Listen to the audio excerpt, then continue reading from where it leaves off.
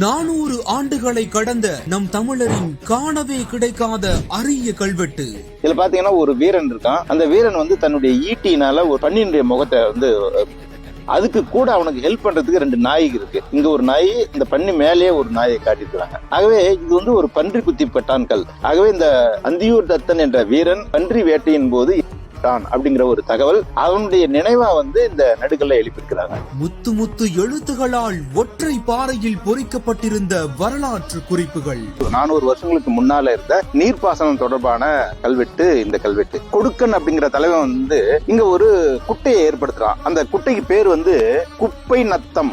கல் நட்டி இத பயன்பாட்டுக்கு, மக்களுடைய பயன்பாட்டுக்கு விடுறான். விட்டுட்டு இந்த கல்வெட்டுல என்ன சொல்றான்னா, இந்த குட்டையிலிருந்து வரக்கூடிய நீரை பயன்படுத்தக்கூடிய விவசாயிகள் வந்து ஆண்டுதோறும் ஒரு குறிப்பிட்ட அளவு நெல்லை வந்து வரியா கொடுக்கணும். படிக்க படிக்க புல்லரிக்க வைக்கும் முன்னோர்களின் வரலாற்று குறிப்புகள்.